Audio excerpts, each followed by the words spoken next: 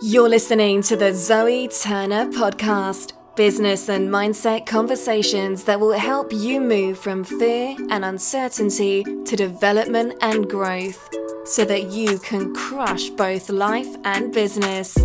Please welcome your host, Zoe Turner. On today's podcast, I am speaking to a lady who says that she can help you find love. She specializes in working with ambitious, high-achieving women, helping them attract lasting and romantic relationships. In her coaching business, she teaches the same unique dating methods that she used to turn her own disastrous dating life around. So she teaches you what attraction really means and how important it is to embrace your feminine side. So if her own love life is anything to go by, then her techniques must work, because within 9 months she met and got engaged to her now husband. She has an amazingly high success rate with over 220 client engagements in the past 5 years and hundreds of happy relationships. She's previously been featured in Forbes, Business Insider, Entrepreneur, Marie Claire, and the BBC. So welcome to the podcast, Sami. Thank you for having me, Zoe. Sami, to kick this off, tell us a little bit about what inspired you to become a dating coach.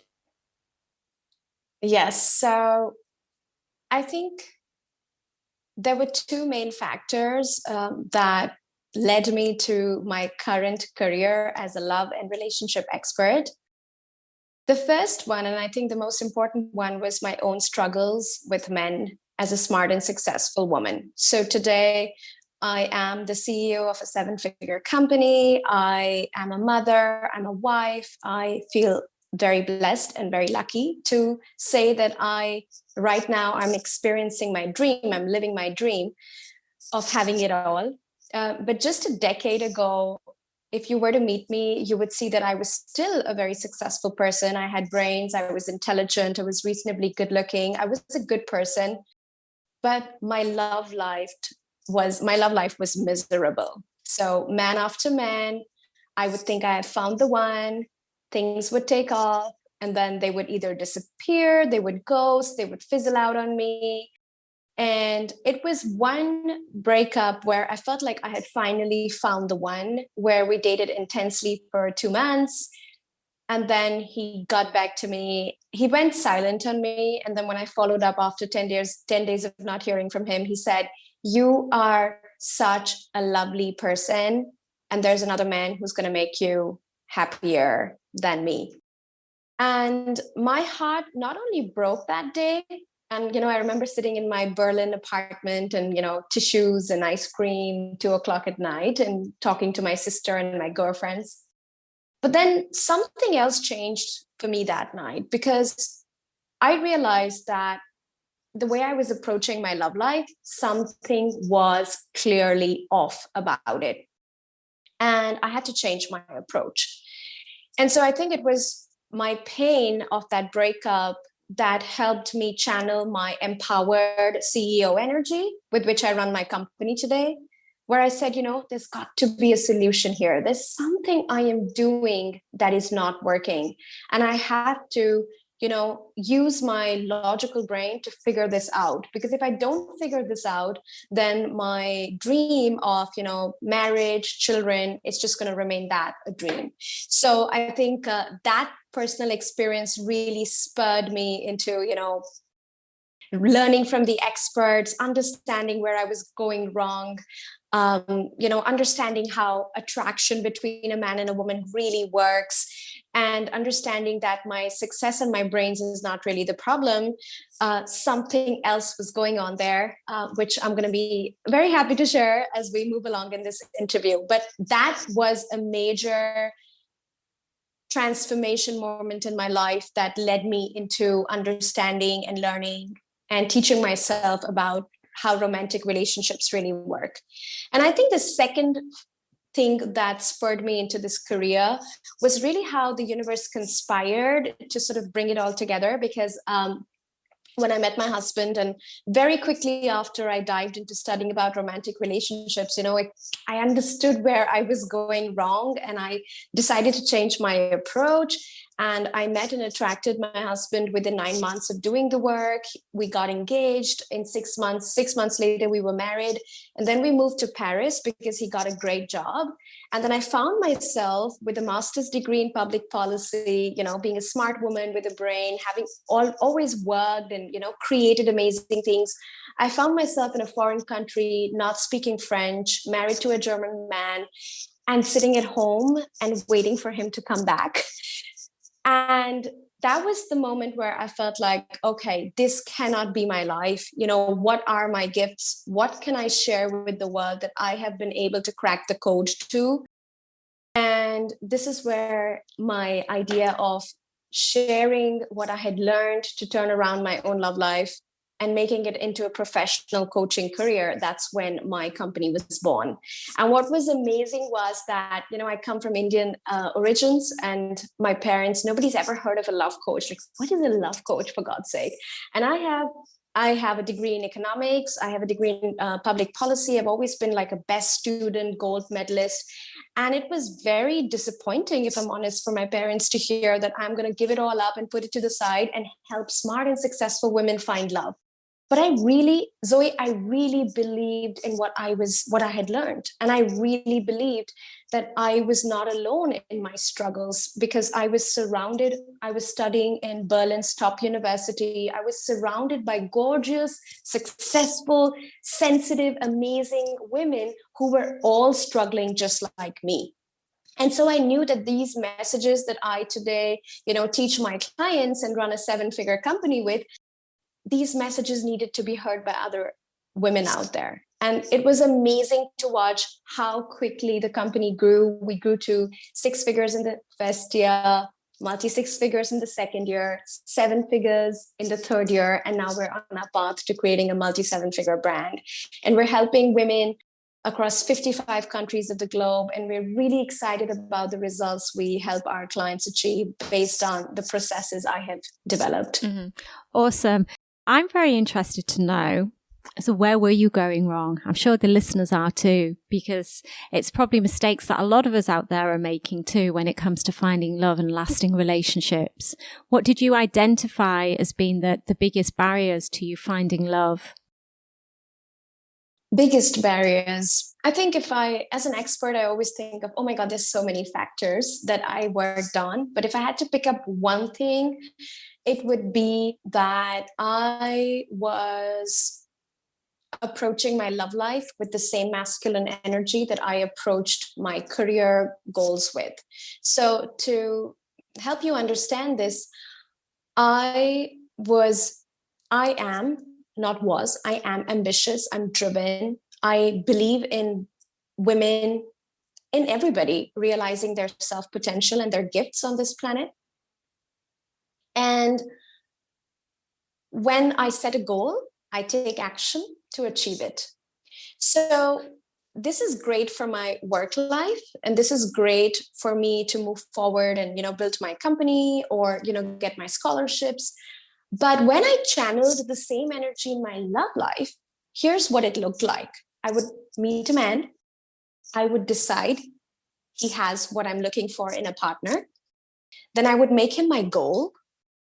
And then I would start working hard on, how do I get him to like me? How do I get him to see that I'm a catch? How do I get him to, pay me attention? And basically what this did was 2 things, okay? At a very core level, it made me chase men.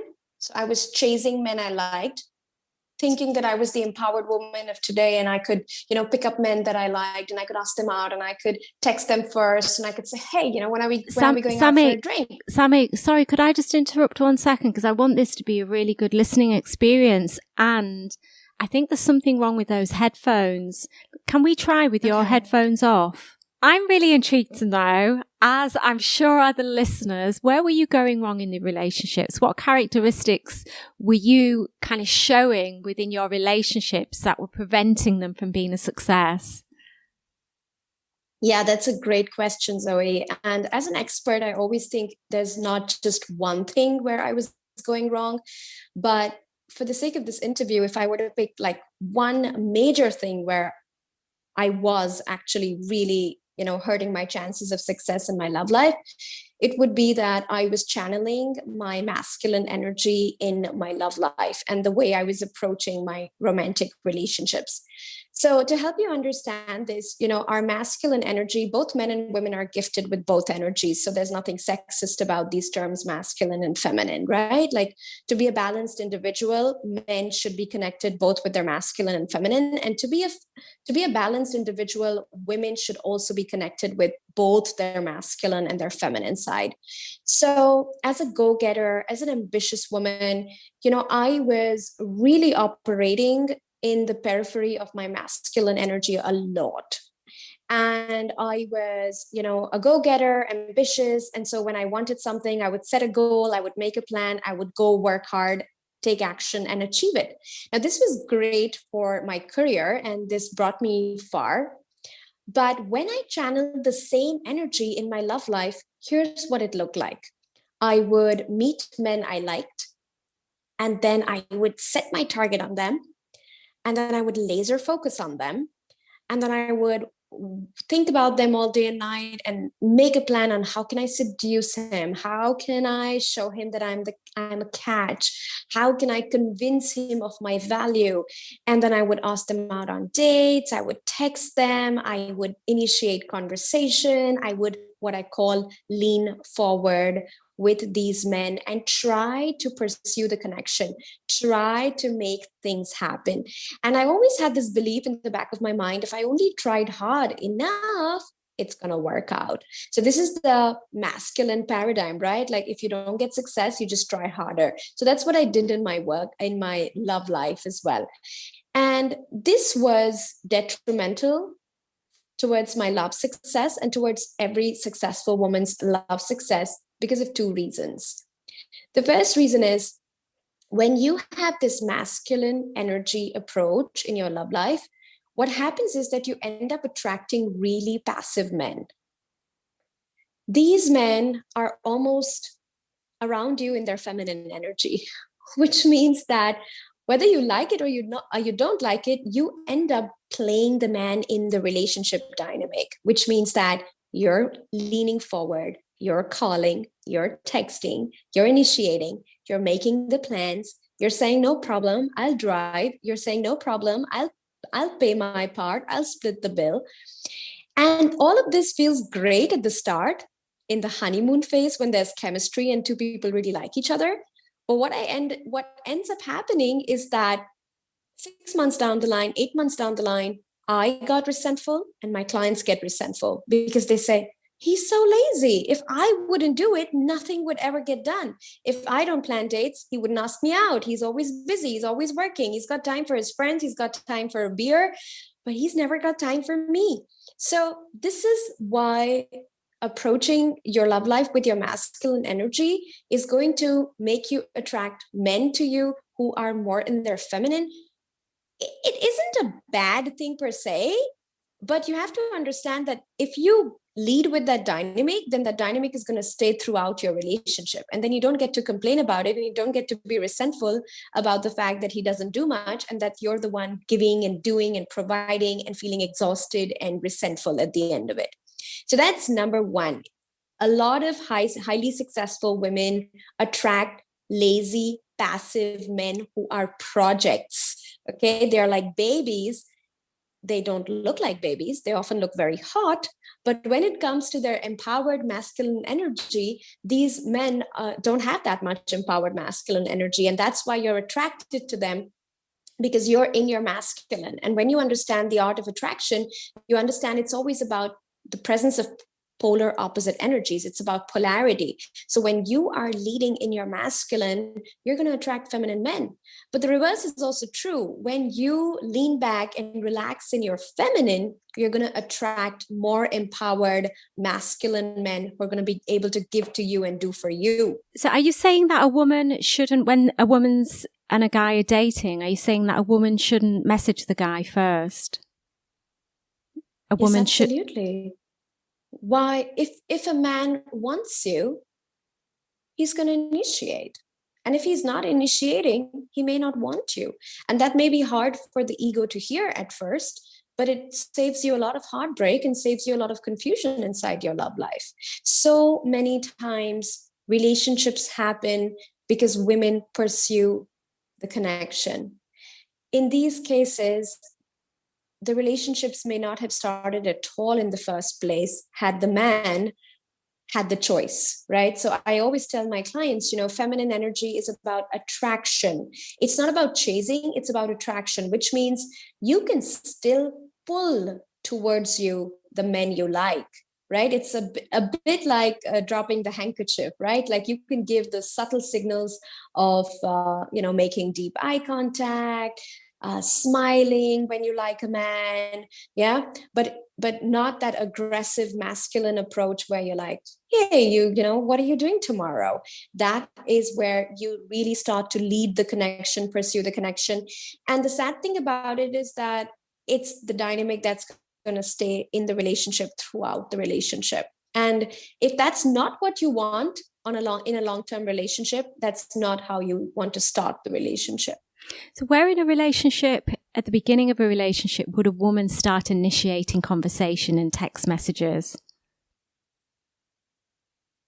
I think it's okay to do that inside a safe attachment. So, for example, when you are exclusive and you're in a committed relationship, I think it's okay every once in a while for you to reach out. I say 60-40, like the man is still in the leading energy, giving more in the relationship, and you're the queen, you're leaned back, you're relaxed, you're receiving, all of this is feminine energy. But in the dating phase, the most successful, amazing bonding relationships come out when the man really makes an effort to win the woman. And the woman has not to do much. She just has to lean back, relax, receive, and let love in. Yeah, I think the problem that we have today is that there's, with the dating websites, Tinder, Bumble, etc., there's just too much choice for guys. Like a friend of mine, for instance, like everything you're describing there about not messaging, I actually do that. And I think I shared with you at the beginning of this that I am single. Obviously, I would absolutely love to find a man who I can marry and be in a committed relationship. However, a lot of these things that you're talking about, I do. And yeah, I'm still single, and it's really, I will never reach out to the guy first. I was chatting to a friend recently, and she was an older lady. She was single also, and she said, Zoe, you're not a child anymore. She said, you need to do that. But despite what she says, it's just something I can't do. For me, the man has to do the chasing at the beginning. And when I trust that man, when they've gained my trust and showed me that they're worthy of my time, then I will send all the good morning messages. I will initiate as much conversation as I possibly can, or as I want to, I feel inclined to. But like you say, yeah, I still think it should be the guy. But for me, it's about getting that trust. But going back to what my friend said, my male friend in Dubai, he said, there's just so much choice these days. If one woman isn't giving me what she wants and she's not making an effort, he said, I'll just go on a date with another woman. And I think that's the problem that we have with Tinders and Bumbles and things like that. A woman's not sleeping with a guy, or if the guy's just going to move on very quickly, move on to the next person. Okay. Now, here's what I have to say to this. I think it's so disempowering to hear this. Yeah. It seems like men have all the power. And that's not how I teach my clients today. So what I do help my clients with is I teach them how to rotational date, which means that you want to be dating more than one man at the same time, because men are dating more than one woman at the same time, almost always. Every man, guilt-free, explores his choices, explores the best that he can have before settling down, before making a commitment. And so many times, women we, meet a good guy, and then we lay all our eggs in one basket and we get invested. And then, of course, when we get ghosted or when he disappears, and it was also something that I was doing, it hurts and it breaks our hearts. And then we have like a 4-month, 6-month recovery period, and we're again wasting time with, just because we invested ourselves so much in that one man who was treating us well. And so I think it's really important that women take the power back in dating by rotational dating. And similarly, just like men, playing the field so you mean with multiple options date for a longer period of time. Date a few guys at the same time, right? Yeah, absolutely. Now, rotational dating is not rotational sleeping, right? That's different. A lot of the times people equate dating with sleeping together. That's not what dating is. Dating is an evaluation exercise. Dating is a vetting exercise. Dating is, it's only after the vetting process has been completed that one gets hired, right? That's when physical intimacy happens. But until then, women should be dating more than one man at the same time, going on connection dates, chatting with many, many men. And so if I may offer this piece of advice, because I say this to my clients, I teach this in my work, I would never ask you to initiate with men organically. So let's say you are, at a party and you had this guy chat you up and it was a really good conversation, but he never asked for your number. I wouldn't initiate there because he had the choice to ask you out, but he did not. But when it comes to online dating, when it comes to Tinder, when it comes to OkCupid, that's where you may want to send the first message. And I say it's okay for women to send the first message simply because sometimes the algorithms are not in your favor and you want to have the best for yourself. So you actually want to do an active search and you want to find men who are speaking to you in their profiles, who feel like a good fit, who feel compatible. You want to be able to reach them out first. But once you've reached out, again, the ball is in their court, which means that you're not going to be chasing them. Once you've reached out, then they should be able to respond and they should be able to lead the conversation and take things ahead. But yes, if you want to increase your chances of success online, I think it makes a lot of sense for women to send the first message online. Maybe that's where I'm going wrong, is because I never message guys first, and even on dating websites, I just can't bring myself to do it.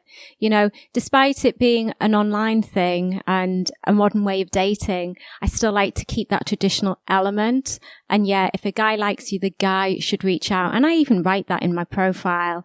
I think the guy should, message first. I think when guys see that, most of them do. But also the rotational dating thing. I have a lot of friends that have done that very successfully, although they do the rotational sleeping as well. And that often ends in heartache. Me personally, with the rotational dating, oh my God, I can't even text 2 guys at the same time. Never mind date 2 guys. But that would be something that I would find quite a challenge for me. However, recently, sorry, I don't want this to be all about me, but I think my examples, because I'm single, and I think my examples will probably resonate with a lot of the listeners too. One thing that I did do recently, because I'll say maybe have 1 or 2 dates, and I'm sure lots of other people do this too, and then it doesn't work out. And I'm specifically talking about dating websites here, and then I'll stop dating and I'll take myself off them. And then a voice recently said to me, Zoe, he's out there. It was my inner voice. It said to me, Zoe, he's out there. You have to find him. Go on 10 dates. So I said to myself, okay, I'm going to go on 11 dates, and I'm not going to stop, even if I like the person, until I've been on 11 dates.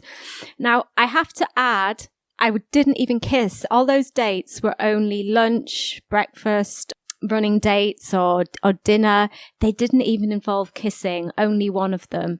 There was only date number 4. And that's because I thought that was going to result in a relationship. And I actually took myself off Tinder, and it didn't. After a few months, it fizzled out. So I got myself back on again. But again, whether or not you would describe that as rotational dating, I don't know, because what I wasn't doing was dating one guy and then dating, and well, I guess it was rotational dating, yeah, but I wasn't really dating the same guy. As soon as I met someone who I thought I could be in a relationship, despite everything that I said, I deleted all the apps off my phone, because for me, you're either in it or you're not. So that's my experience. Yes. So that's not really rotational dating, because you shut down your options too fast. And, so many amazing women. I work with highly successful women. Some of them are, 7-figure entrepreneurs, top level executives in the New York Stock Exchange. So like, these are really amazing, driven women. And a lot of them, they believe that once they find the guy who fits the bill and who they feel has potential, they stop dating other men, right? And this is where things go wrong, because in my work, in my coaching, I very strongly say what you're feeling is intensity and it's not real intimacy. Okay, so there's a difference between intensity and intimacy. Intensity is what you feel after 4 dates. I think I found the one, this has potential, now we're gonna shut down everything. Intimacy says, I feel the butterflies, I feel there's potential, but I don't really know him. I've just simply not spent enough time getting to know him. I don't know how he deals with life's disappointments. I don't know how he treats people who are vulnerable. I don't know how he ticks off and whether or not he has a temper. I don't know how he behaves when things don't go his way, who he becomes when things don't go his way. Basically, what I'm experiencing here is intensity, which is based on chemistry and this quick feeling of, I've got my person, this is the person. And then trusting that feeling and, shutting all your options out. But once you start understanding that, true bonding in a long-term relationship is not just about intensity and chemistry, it's also about intimacy, which means that I can only get to know if somebody's right for me over a period of time, which is minimally 3 months, perhaps even longer. That's when you start to date in what I call, a healthy, stable evaluation energy, and not this smitten kitty falling in love energy. Because when you are in the smitten kitty falling in love energy, I found my person 2 dates in, 3 dates in, 4 dates in, you miss the red flags. You miss all the things that you should be able to see if you were to take it slow and get to know the man over time, right? So for example, let's give you a quick example. I have this client in my inner circle from California. Inner Circle is my 6 months life coaching program where we support our clients to create amazing results in their love life. And she has this pattern of quick burn. Like she's gorgeous, she's very successful, and she really wants to settle down and get married. And so what she does is every time she meets a guy, and they all come for her. I mean, she's gorgeous, right? So they really come on strongly at the start. And within 4 to 5 dates, she's like smitten. She always knows she's found the one. And then she shuts down all her options. And then 3 months down the line, some drama happens. She finds out he's an alcoholic. She finds out he does cocaine at parties. And it's amazing because we keep saying that message, like, you don't know him. You've got to get to know him over time. It is the test of time that's going to reveal whether or not this person is right for you. Okay. So this is like a really important thing to remember, the difference between intimacy, which is bonding over time, versus intensity. And what I've noticed with my clients is that women really fall for intensity. So women really feel the love when they are feeling the intensity, whereas men fall for intimacy because men can deal with intensity.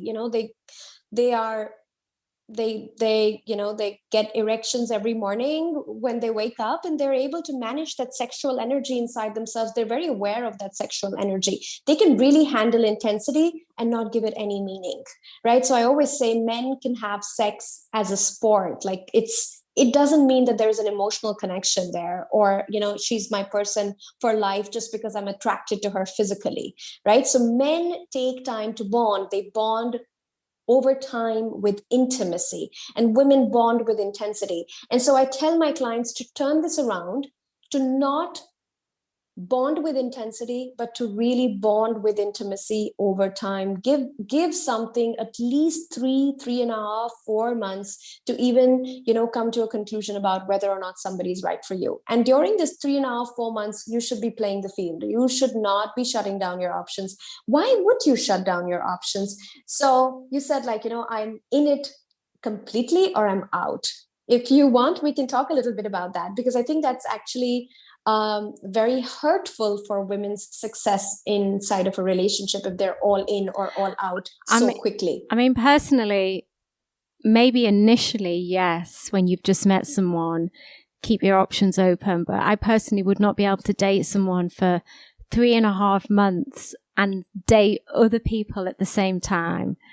I would never be able to do it. I don't think that is within my kind of value base. It's something I wouldn't be able to do, and it's something I wouldn't enjoy doing. Can I ask you, I mean, sometimes we have to come out of our comfort zone. It's not always about, what feels easy, but it's about what gets us results. Can I ask you, what about it feels wrong? Because you're not sleeping with these men. You're just assessing and evaluating and going on connection dates. Because I think 3 months is a long time, right? And my relationships tend to, exactly what you were saying, intensify very quickly, get intense quite quickly when we're spending time together.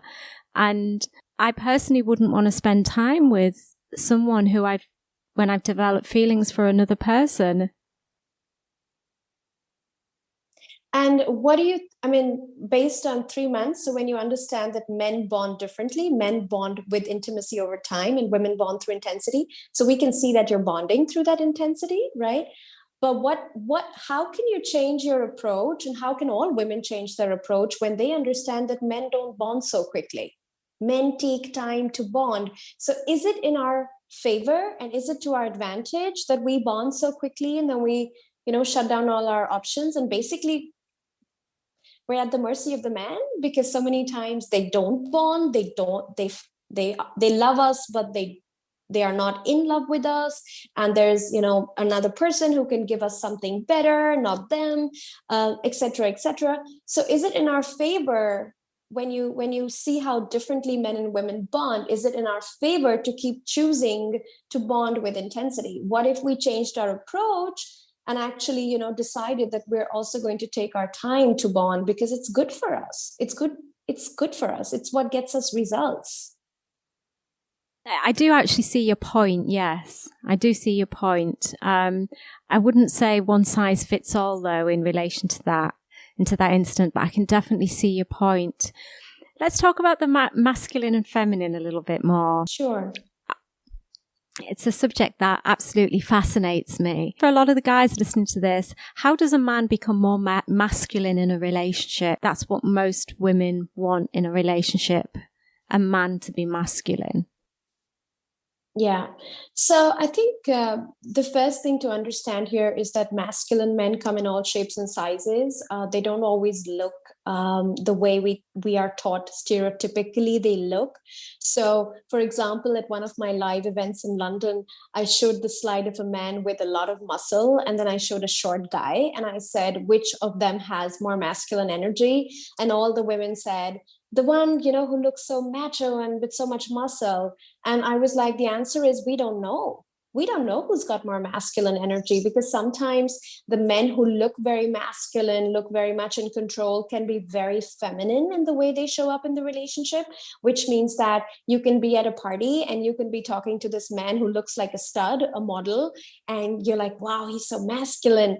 And then he just stands there, leans back around you, doesn't initiate conversation, doesn't make you feel special, doesn't ask for your number, is so passive that it's almost boring. So that's when he's being in his feminine. He may look masculine, but he is embodying his feminine energy around women. So I think it's important to understand that sometimes even really shy men can have a lot of masculine energy. My husband, for example, is an introvert, and I'm an extrovert. for the most part. I can really talk and, have great conversations and feel really comfortable in social settings. But he's very quiet. He likes to be in the background. And at the same time, when it came to me, he was such a pursuer, and he was so, leading the connection and really, pursuing me. And we even had this conversation where I said, when he asked me to be his girlfriend, 2 months down the line, he said, I really like you. Would you like to be my girlfriend? I said, that's for teenagers. I did that in college. I'm now looking for my forever person. And so till you know that I'm your forever person, I'd like to keep my options open, because that just feels fair to me that, I keep my options open till you know that I am not just worth being your girlfriend, I'm worthy of being your wife. And so it's amazing, because I was dating all these other men at the same time, meeting bankers and meeting like men who were in very masculine careers. But my husband completely outdid those men when it came to pursuit and masculine energy. So I think that's one thing all women should notice, because I think women sometimes tell me that, oh, what if it's a shy guy? Or what if it's a man who's a little introverted? Like, then should I lead more and text more and chase more? And I'm like, no, because those are personality types. Shy and introvert has nothing to do with masculine energy. You can still have a lot of masculine energy even if you are shy and introverted, right? So how can we inspire men to be more in their masculine? By being more in our feminine, by creating the space, by leaning back in our romantic connections, because it is when we energetically lean back, which simply means doing nothing, just being yourself, being authentic, being happy, shining your light in the world as a woman, dressing well, looking good, being busy with your own hobbies, not pursuing the connection with men actively. And when you do that, when all your energy is focused on you, all the arrows of energies are focused on you, not on men, not going out towards men, that's when you organically create that space in which a man can step up and move towards you, right? So the number one way, not just for single women, a lot of the times when we work with our married clients and when we work with our women who are already in relationships, the number one thing we make them do is to lean back and to create space inside their relationship. Because when they create that space, then organically their man can rise up. So if you were to think of it as a metaphor, when a woman is in her masculine, both of you are sitting in a boat and you're the one who's got both the oars and you're rowing the boat. That's you in your masculine, right? He's simply not got a choice here to row the boat. So many of us hold on and then we get and angry as to why in the relationship. Yeah. And so if you were to put your oars down, you were to stop rowing the boat, that's leaning back. And then you just chill on your red velvet pillow and you look at the sky and you listen to the birds. Now you are creating that space for him to pick up the oars and to, drive the boat forward. So that's what feminine looks like. It looks like leaning back, creating that space so that our men have the space to become a man in our presence. I like that. Thank you for that, Sami. Is men paying and picking up the tab, is that a sign of masculinity in a relationship? I think this is a very heated subject, right? It is. Successful, strong women want to be able to pay for themselves. And here's what I tell my clients. When I allow my husband to pay for me, and I'm a very successful woman, I don't need a man to do anything for me. I can do everything by myself, right? It's not about him proving to me that I am weak or I can't do it myself. It's about me allowing him and giving him the absolute privilege to contribute to my life. So I think this is so little about, the act of paying, and so much more about the symbolism of it. Because when a man pays, he wants to show you that, you're important. This is how I want to give to you. I want to contribute to you for you. I want to, see a smile on your face. I want to give you something. I want to make you happy, right? And for the woman, it symbolizes, I can do everything by myself, but you know what? You're a lucky guy. I'm going to let you do this for me. How lucky, right? How lucky you are. So do I recommend that my clients not pay on dates? Yes, because I think that's how queens deserve to be treated. Just because I can do it all doesn't mean I have to do it all, right? Our romantic relationships get to be that place where we don't have to be worker ants, where we don't have to, work hard, pay, do everything, give. We could keep that aspect of ourselves to our business. And when we come back home, we get to be in a relationship where we can also receive and we can be given to. And that is what balancing our feminine energy looks like. Yeah, I totally agree with that. I have a friend, she dates a lot on Tinder. She always offers to pay half. And it's something that I really don't understand. She read about it in a magazine. She said she'd read that men like it when women offer to pay half. So she said more often than not, the guy will always say no. And she said if he says yes, then she says, I don't have another date with him, full stop. But she always offers. She always goes to get her purse out. And I never do that on a date. I always let the guy pay. Always. And I'd be very happy to get lunch a few dates down the line or get breakfast. But initially on those first few dates, oh my gosh, I think it's a gentleman's prerogative to pay. Absolutely. And I think, romance and equality are not the same things.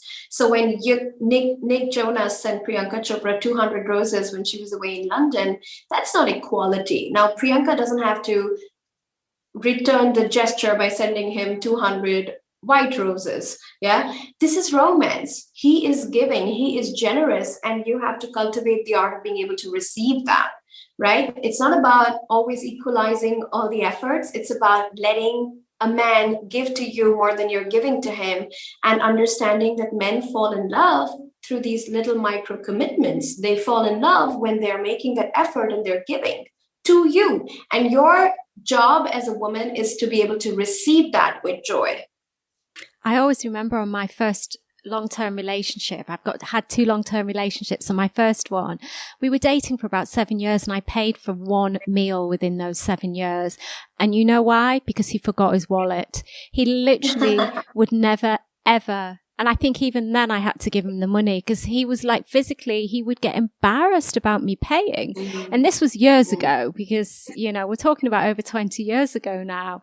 So it was definitely kind of like a different generation. And I remember then moving into my next long-term relationship, it was slightly different and he was definitely more equal. And I remember him saying to me, Zoe, you'd never offer to pay. And I'd literally only been dating him for like about a month or so. And I felt really hurt. And it wasn't, like you say, it wasn't to do with the money thing because you have the money to be able to pay. And it wasn't because, an individual is tight either, because I'm such a generous person and I love bestowing gifts on my friends and my partners. Yeah. It was just for 7 years that I'd lived with that. And then also living with a father as well, who was very traditional, who would always open doors for you, would always open a car door. It just, for my second long-term partner, it was strange. And for me, it was strange going into that. And it was really hurtful.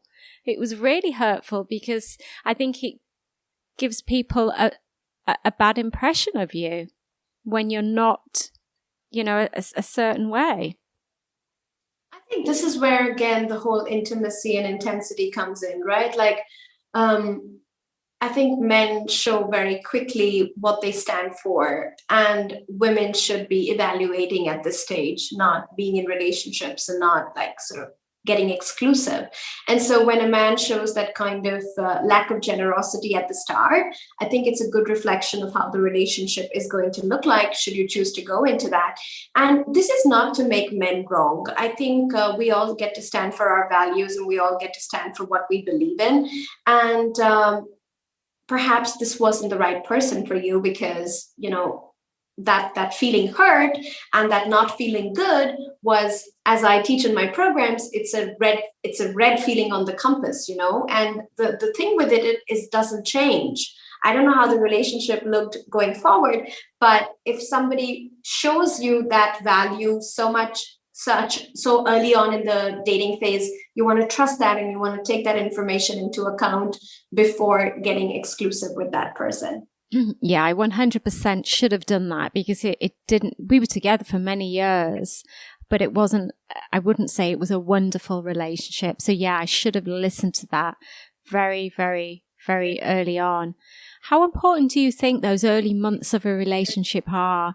Because, they say it's so important just to keep that energy playful and fun and not have any arguments. What do you think about this?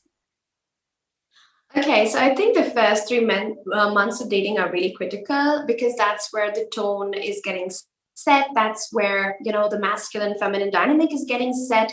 I think women who try to be too playful and too happy and too nice are actually doing themselves more harm than good, because you tell the men that, I'm so easygoing, I'm so cool, I never have a problem. And that's not what life looks like, right? So I tell my clients it's so important that you have healthy boundaries, and that you're able to say no, and that you're able to say that works, but this doesn't, even early on in the dating process, because otherwise you're giving the man a really unrealistic impression of yourself. And then whenever a few months down the line you'll have an issue, which you will because it's life, he'll be like, oh, I thought she was so cool and easygoing, and now suddenly she starts to whine and complain, right? So I would say it's best to whine and complain a little bit on the way by drawing your boundaries and being very clear on, what you're going to accept, what you're not going to accept, because that's what a healthy relationship looks like. It's not about pleasing the other person. It's about making sure your needs are met and leading with that. Leading with my needs are important and they deserve to be met. Now, of course, for women, it brings up a lot of guilt, and it brings up the feelings of being a selfish person. And so the way I coach my clients around this is every time the guilt comes, celebrate it. It tells me that you're on the right path. You're choosing something you haven't chosen before. You haven't chosen yourself before. You've man-pleased. You've gone with the flow, said yes to things you didn't want to say yes to, compromised on things you didn't want to compromise, simply because you didn't want to feel guilty or like a bad person or like a selfish person for, speaking up or saying no. So I tell my clients, whenever guilt comes up, in speaking your truth, in drawing a boundary, in saying no, celebrate the guilt, embrace the guilt. It's a positive thing. You don't want to get rid of it. It should be a sign to your brain that you're walking on the right path and doing the right thing that will bring you the love outcomes you desire to have. And what you're talking about, it's not just, I would say it's solid relationship advice and tips on, because sometimes we just need these tips. We need these guidelines on what to do and how to act. But it's not only that, it's also lessons on self-worth and how to love yourself and improve yourself. Because I think ultimately where a lot of women fall down is that we have very low self-worth. Absolutely. So, for example, in my inner circle, my Elevate, which is my 6 months coaching program, the first 2 modules are only about self-worth and taking your power back in love. It is so important, even when we, are in the masculine feminine conversation. Feminine energy is being energy. And it's about learning to feel worthy without having to do something in return, right? So the masculine paradigm is, when I work hard and I do, then I deserve. Feminine paradigm is, I don't have to work hard to deserve. I deserve by being, right? And that is where the worthiness piece comes in. So, of course, I think we accept the level of love we think we deserve. And, when our clients work with us, we show them how to dream bigger and, have higher standards for what they want and from men and how they want to be treated. And then, of course, when all these feelings of guilt and being a bad person come up, we work with that, right? But it's important to understand that men can only dole out to you what you think you deserve at a very subconscious level. Do you think there's a lot of pressure these days on men to be masculine and to be the provider and to be the breadwinner? And do you think that encouraging this masculinity can maybe make this pressure more intense for guys? And how can we acknowledge that as a woman in a relationship? Okay, that's a great question. So I think there are two parts to this. The first part is, do I believe there's a lot of pressure on men to be masculine in today's world? Honestly, I don't think so. And I don't think so because 97 to 99% of the women out there will never do the Sami Wunder work. They will go out there, they will provide, they will do all the work. And so I believe in today's world, men have actually become very lazy because they believe they can just expect the woman to do all the work. So a lot of the times my clients say, Sami, they don't want to drive to you. They say, come to my side of the town. So I think a lot of men have been badly trained to expect that women will do all the work. Having said that, and this is the second part to the coin, there are these amazing good men out there who do want to give and who do want to please and who do want to make you happy. Does it put a lot of pressure on them to be in their masculine? Perhaps, yeah. And this is where I think when my clients do this work, they understand the delicate balance that, for example, let's take my marriage, right? Like I started by being a housewife, right? I went to Paris. My husband had a great job. And I was very happy being in that dynamic. He was providing everything, and I was looking at the Eiffel Tower and buying nice clothes. And today, the dynamic has turned so much where I'm, the CEO of a 7-figure company. And I talked to my husband about it. And I ask him on some days, how does it feel to have such a successful woman, And he just tells me, well, you're really good at what you do. And, you can be really proud of yourself. And between the two of us, we've had conversations about, money, right? Like I run an online company. Women buy my programs when I sleep at night. So I wake up in the morning and I have made what he will make in a month of hard work. And he has a really good job, right? And so there we've had these really open and vulnerable conversations where I have assured him that, money is money. And, yesterday it wasn't there. Today it's there. Tomorrow it may not be there, but his love has always been there. He and we met and married each other when, we married because of the connection we had. And he had my back when I had nothing. And I know, and I reassure him that I know he's going to have my back tomorrow if I again have nothing. And that means the world to me. And that money is not how everything gets defined.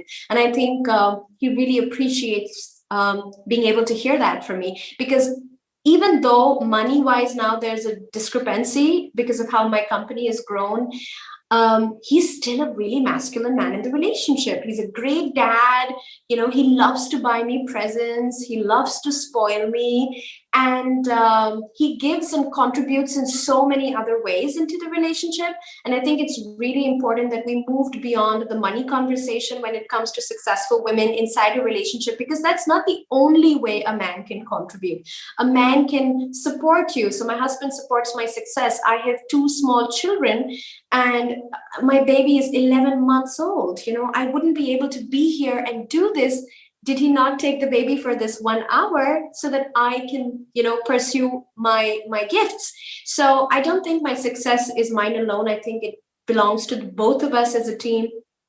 And we often have these conversations where, we see how we're challenging the understood notions of masculine and feminine, because he is still such a masculine man, and yet I out-earn him. And that doesn't matter much in our relationship anymore.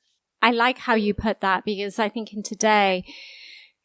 in many relationships today, there are both sides that are very successful. You've got the man and the woman, but you can still, even if the woman does earn more than the man can still be masculine in so many different ways, exactly just how you've described.